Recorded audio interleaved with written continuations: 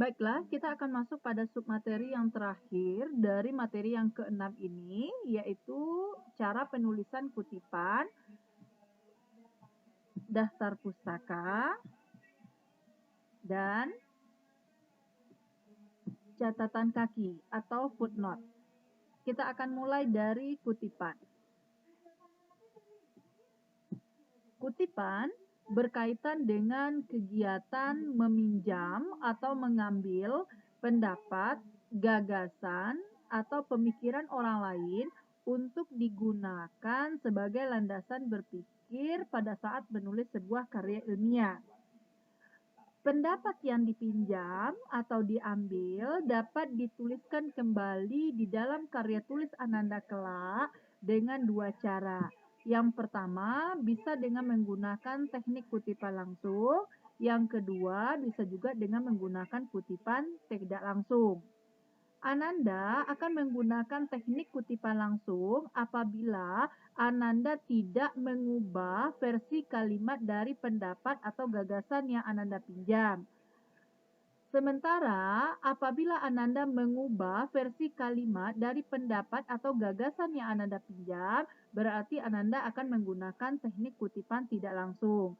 Artinya, kutipan langsung meminjam pendapat orang lain tanpa mengubah versi kalimat aslinya, sementara kutipan tidak langsung meminjam pendapat orang lain dengan cara hanya mengambil intisarinya saja sehingga kalimat yang digunakan sudah diubah, yaitu menggunakan kalimat sendiri. Kutipan langsung ini ditandai dengan keberadaan petik 2. Kalimat yang dipinjam akan diapit oleh petik 2. Sementara kutipan tidak langsung tidak menggunakan petik 2. Selain itu, kutipan langsung ini juga ditandai dari kata yang digunakan. Apabila menggunakan kata menurut, berkata, berpendapat, berarti menggunakan kutipan langsung. Sementara apabila menggunakan mengatakan bahwa, menjelaskan bahwa, berarti menggunakan kutipan tidak langsung. Jadi mirip dengan kalimat langsung dan tidak langsung. Nah, kutipan langsung ini juga terbagi dua. Dinamakan dengan yang pertama, kutipan langsung yang kurang dari 4 baris. Artinya, pendapat yang kita pinjam itu kurang dari 4 baris. Sementara yang kedua, 4 baris atau lebih. Apabila Ananda hanya meminjam pendapat seseorang yang kurang dari 4 baris, maka Ananda harus menuliskan pendapat yang dipinjam itu dengan cara menggabungkannya saja dengan paragraf yang Ananda tulis kelak. Jadi ini hanya satu paragraf. Jadi misalkan ini adalah kalimat 1, ini kalimat 2, nah kalimat 3 inilah yang pinjaman pendapat Ananda. Kita lanjutkan lagi dengan kalimat 4 dan kalimat 5. Jadi kalimat 3 ini berisi kalimat yang Ananda pinjam dari sebuah referensi. Jadi kalimat yang Ananda pinjam itu apabila kurang dari 4 baris, cukup Ananda masukkan atau gabungkan saja atau terintegrasi dengan paragraf yang Ananda tulis. Berbeda halnya kalau pendapat yang Ananda pinjam itu 4 baris atau lebih. Maka pendapat yang Ananda pinjam tersebut tidak digabungkan dengan paragraf yang Ananda tulis. Artinya akan dipisahkan. Misalkan ini adalah paragraf 1, ini adalah paragraf 2. Nah, kutipan itu diletakkan terpisah dari paragraf-paragraf Ananda. Kutipan itu diletakkan di di bagian yang berbeda, yang teknik penulisannya juga berbeda. Misalkan paragraf 1 ini memiliki 2 spasi, maka kutipan itu yang jenisnya 4 baris atau lebih hanya nanti 1 spasi saja, jadi lebih rapat. Kemudian apabila paragraf Ananda itu jarak dari garis pinggir misalnya seperti ini, maka kutipan itu jaraknya harus lebih ke tengah dari garis. Jadi lebih ke tengah ya, kemudian spasinya lebih rapat daripada paragraf Ananda. Nah, berarti ini adalah kutipan yang 4 baris atau lebih. Jadi kutipan yang jenisnya langsung yang Ananda pinjam itu pendapat yang lebih dari 4 baris atau 4 baris, dia tidak terintegrasi atau tidak disatukan dengan paragraf Ananda. Jadi dia dituliskan terpisah. Adapun poin-poin yang diisikan di dalam kutipan, baik itu kutipan langsung ataupun kutipan tidak langsung, ada 4. Yang pertama itu nama belakang, yang kedua tahun, yang ketiga halaman, yang keempat adalah pendapat. Tetapi Ananda juga bisa menggunakan susunan yang berbeda.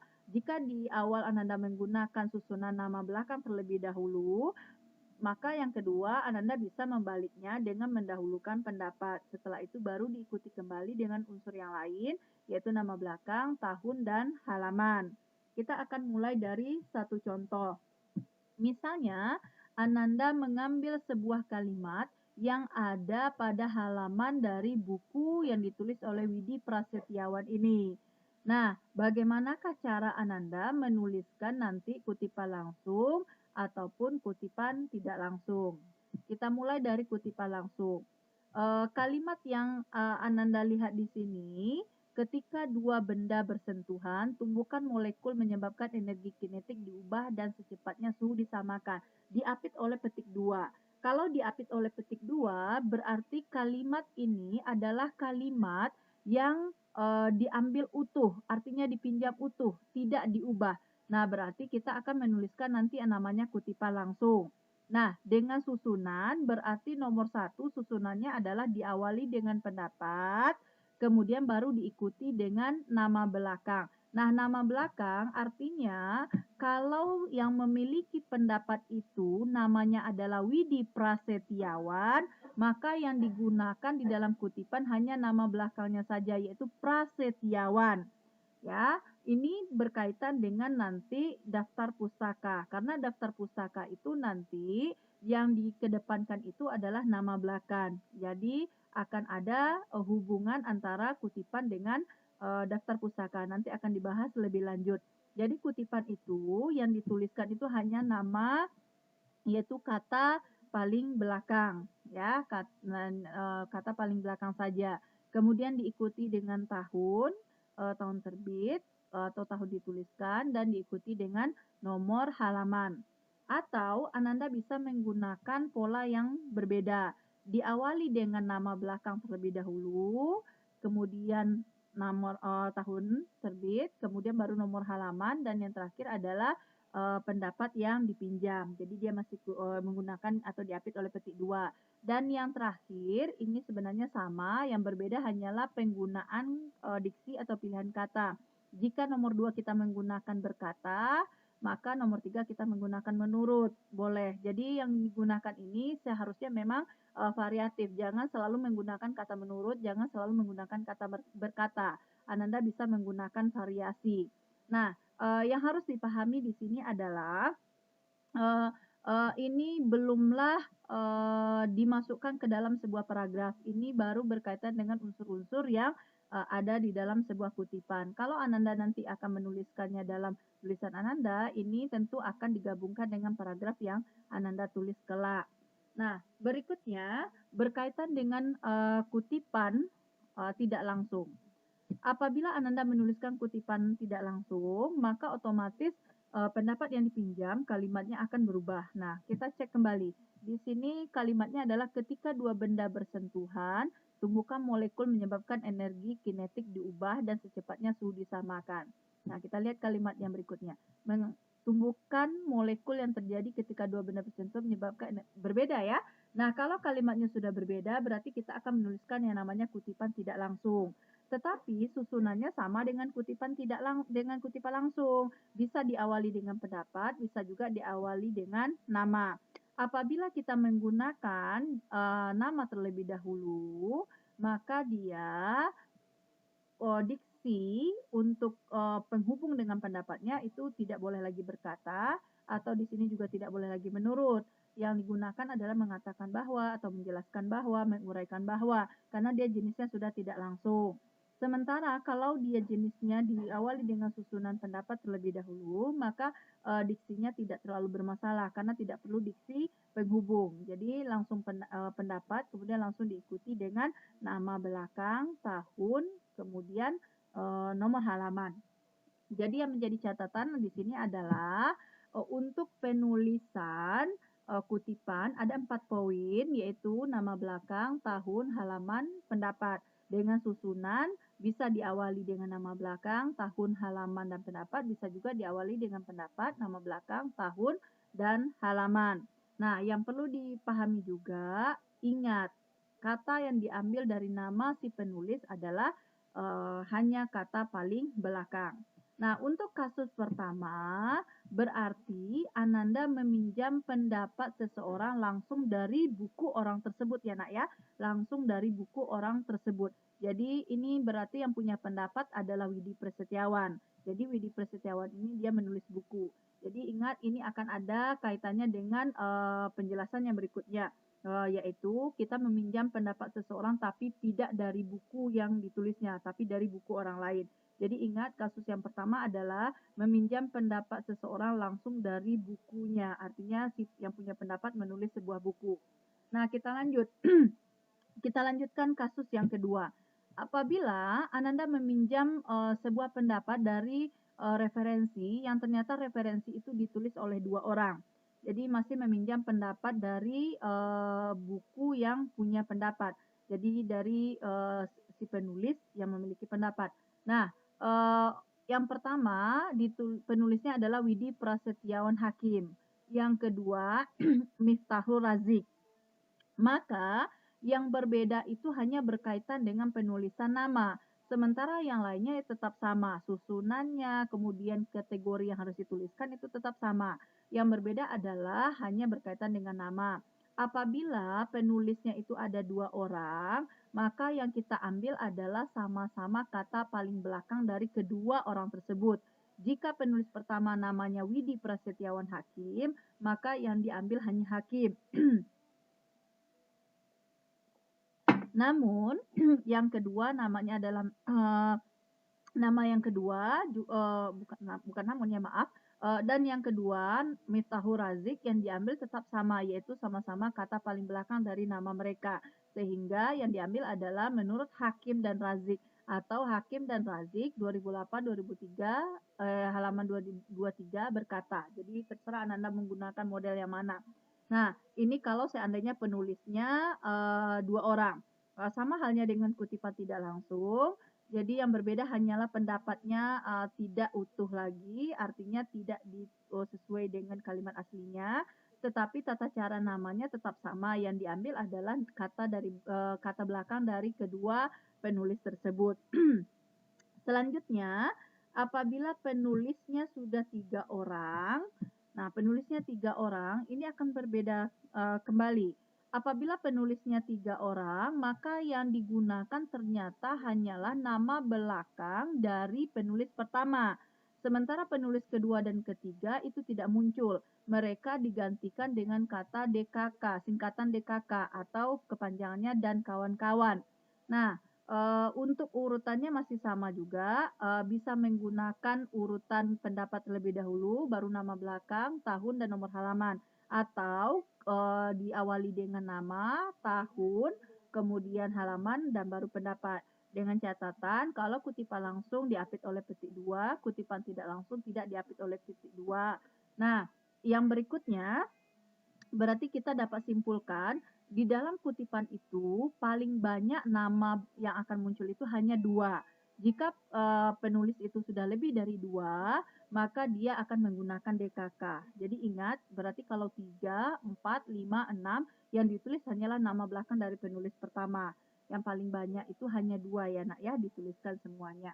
Nah, ini berkaitan dengan contoh kasus 1, 2, dan 3, di mana contoh kasus 1 dan 2, 3 ini adalah contoh kasus kutipan atau mengambil pendapat seseorang dari buku orang tersebut. Artinya dari buku, artinya yang punya pendapat adalah si penulis buku.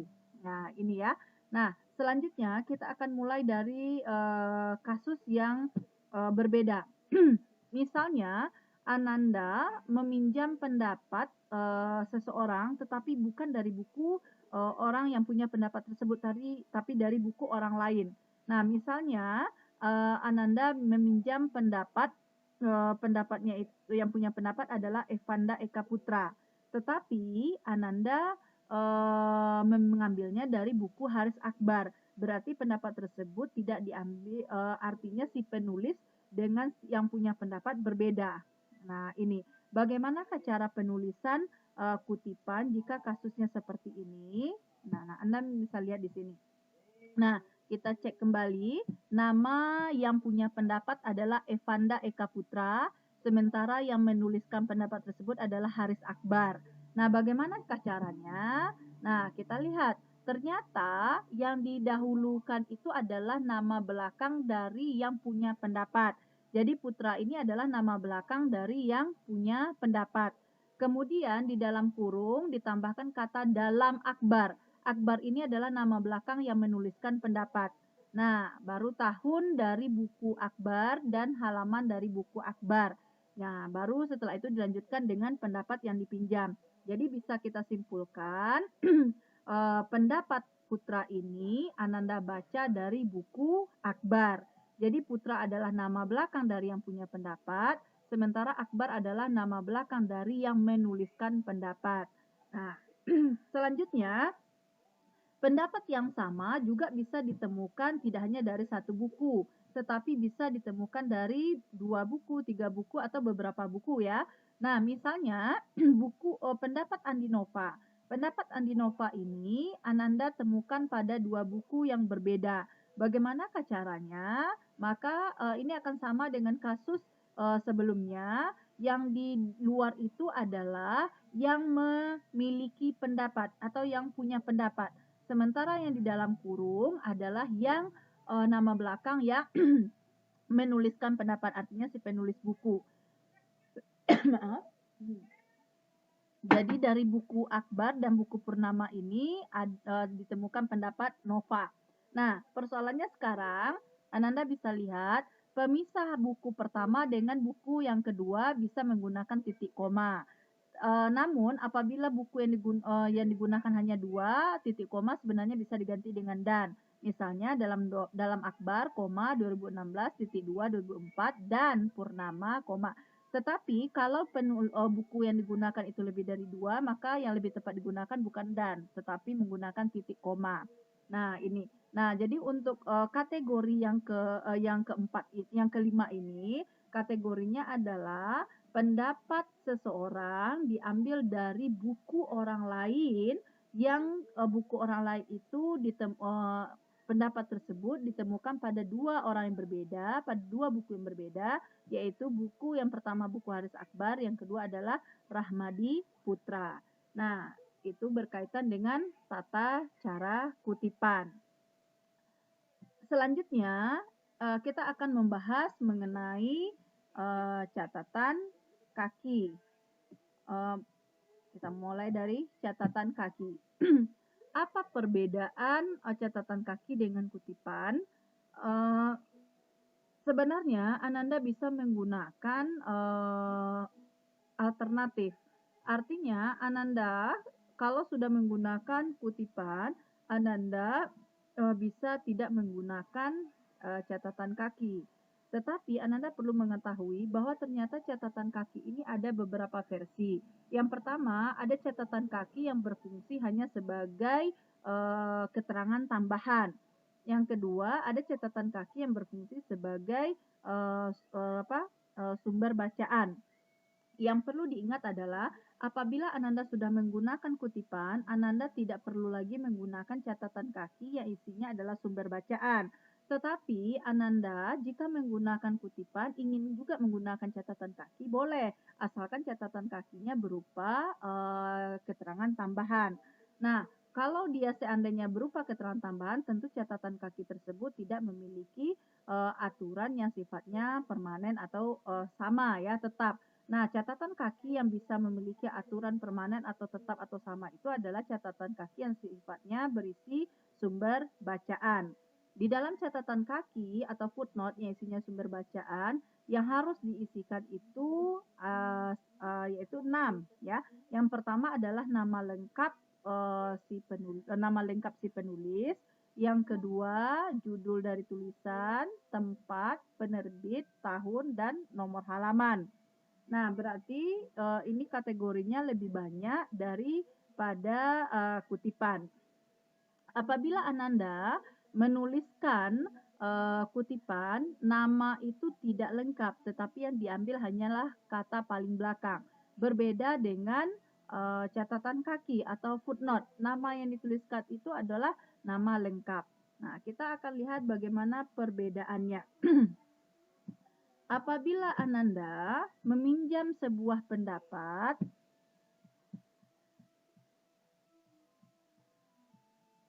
maka Ananda harus mengetahui bahwa pendapat yang dipinjam haruslah dituliskan di dalam paragraf.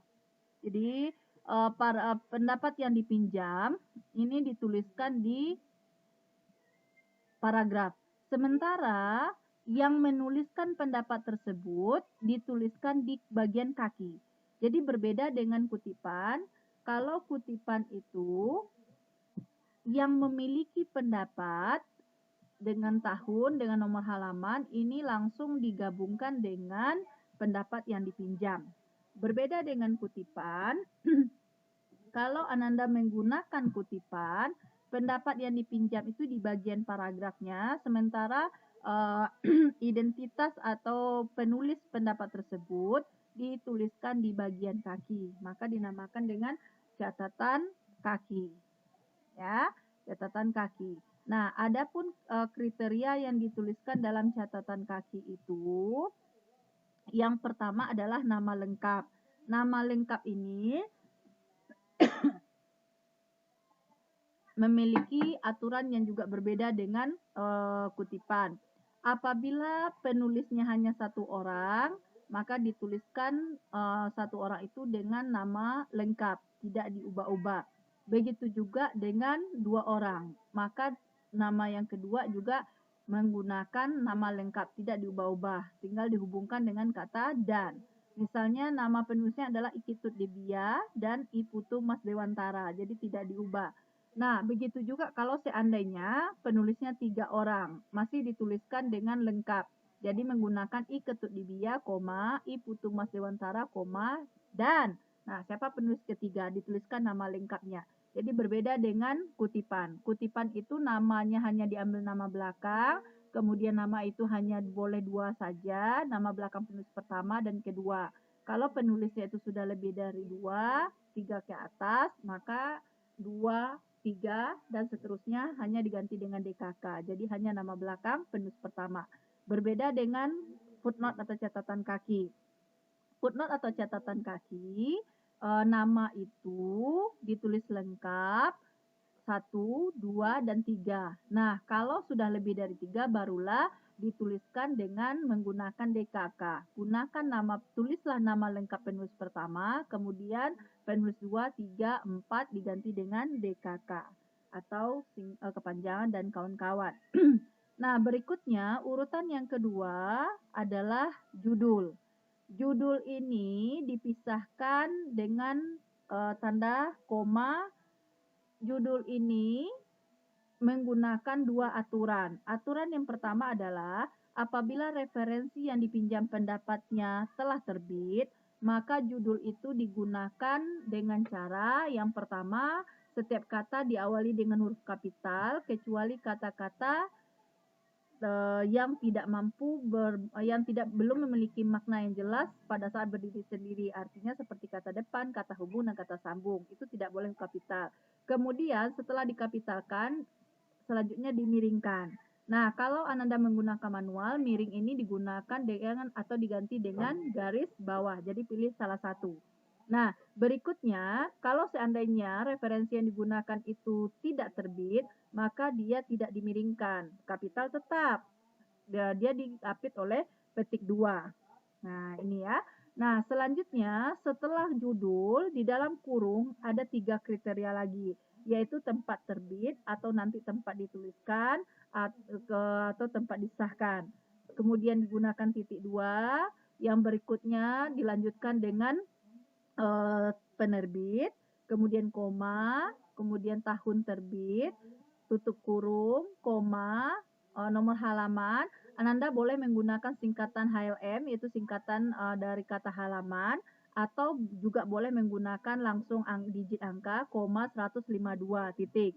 Dengan catatan kalau satu menggunakan HLM, yang lainnya juga menggunakan HLM, kecuali kalau nomor halamannya sama. Nah, kalau Ananda tidak menggunakan HLM, semuanya tidak menggunakan HLM. Kalau menggunakan HLM, semuanya menggunakan HLM, kecuali kalau halamannya sama. Nah, berikutnya, kalau ternyata, Ananda mengutip pendapat dari tulisan yang tidak terbit, perbedaannya hanya terlihat dari tata cara penulisan judul, sementara yang lainnya itu tetap sama, ya. Nah, yang harus menjadi perhatian adalah ternyata di dalam catatan kaki, dikenal istilah, yang berbeda, yaitu singkatan-singkatan yang diambilkan dari bahasa Sanskerta, misalnya IBIT, kemudian OBJIT dan LOGJIT. IBIT, OBJIT, LOGJIT digunakan apabila Ananda memakai referensi tersebut atau mengambil pendapat dari sebuah referensi lebih dari satu kali. Jadi, Ananda mengambil pendapat dari sebuah referensi. Maka Ananda gunakanlah 3 singkatan ini, IBIT, OBJIT, atau LOGJIT. Perbedaannya adalah apabila Ananda meminjam pendapat yang pertama itu dari buku Ki Ketut Dibia dan I Putu Mas Dewantara, kemudian berikutnya Ananda meminjam lagi pendapat tetapi masih dari pendapat I Ketut Dibia, belum dibatasi oleh pendapat orang lain, maka Ananda cukup menggunakan IBIT. IBIT itu artinya adalah sama dengan yang di atas.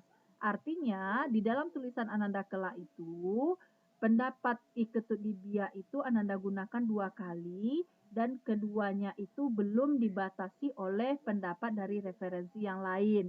Jadi, Ananda mengambil pendapat I Ketut Dibia itu 2 kali, tanpa dibatasi oleh pendapat dari referensi yang lain. Sementara yang berikutnya adalah Ananda menggunakan OBJIT. OBJIT, apa itu OBJIT? OBJIT ini artinya Ananda mengambil pendapat dari buku sebelumnya, meminjam pendapat dari buku sebelumnya yang juga pernah Ananda pinjam pendapatnya. Nah, dari buku Dibia. Nah, Dibia, I Ketut Dibia. Tetapi sudah dibatasi oleh tulisan orang lain, yaitu dibatasi oleh tulisan Hanif Aulia Riza. Maka Ananda tidak boleh menggunakan IBIT. Yang Ananda gunakan adalah OBJIT. Mengapa OBJIT? Karena jenis tulisan Dibia ini adalah tulisan yang sudah terbit. Nah, kemudian mengapa digunakan Dibia? Kalau mengulang kembali mengambil pendapat dari sebuah referensi yang sudah pernah diambil juga sebelumnya, nah tata cara penulisan nama adalah nama penulis pertama itu yang diambil hanya nama belakang. Sementara nama 2, ketiga itu tetap ditulis utuh. Nah, berikutnya apa perbedaannya dengan LOGJIT? LOGJIT ini Ananda mengulang meminjam pendapat dari referensi sebelumnya, tetapi juga telah dibatasi oleh referensi yang lain. Nah, hanya saja perbedaannya tulisan itu berupa tulisan yang belum terbit. Misalnya, Ananda sudah pernah mengambil pendapat Hanif Aulia Riza. Kemudian Ananda pinjam lagi pendapat Hanif Aulia Riza itu, tetapi Ananda terlebih dahulu juga sudah meminjam pendapat Dibia dan I Putu Mas Dewantara. Artinya sudah dibatasi oleh tulisan orang lain. Maka Ananda tidak boleh menggunakan yang namanya IBIT juga. Ananda harus menggunakan LOGJIT karena ternyata tulisan Hanif Aulia Riza itu tidak terbit. Nah, Ananda bisa lihat. Nah, untuk penulisan nama sama dengan OBJIT. Yang diambil hanyalah kata belakang dari penulisnya. Nah, ini berkaitan dengan tata cara penulisan catatan kaki. Nah, berkaitan dengan HLM, HLM ini digunakan kalau IBIT, misalnya ini contohnya IBIT. IBIT ternyata di belakangnya tidak ada nomor halaman. Berarti halamannya sama dengan halaman yang di atas, yaitu 152. Kemudian di sini HLM 32, berarti halamannya berbeda dengan di atas. Kita lihat di BIA. Nah, di atas itu halamannya 152. Berarti di sini 32, berarti berbeda, maka dituliskan. Nah, kita lihat Riza, LOGJIT, tidak ada nomor halaman. Berarti halamannya akan sama dengan yang di atas, yaitu 12. Nah, ini berkaitan dengan catatan kaki. Jadi, kembali saya simpulkan, Ibu simpulkan, catatan kaki itu ada 6 unsur yang akan dituliskan. Nah, dengan urutannya Ananda bisa lihat di layar dan pemisahnya itu di kapan tanda koma, kapan titik duanya juga bisa lihat di layar. Nah, yang berbeda dari kutipan adalah kalau catatan kaki itu pendapat yang dipinjam diletakkan di paragraf, sedangkan identitas atau sumber dari pendapat yang dipinjam itu dituliskan di bagian kaki, maka dinamakan dengan catatan kaki.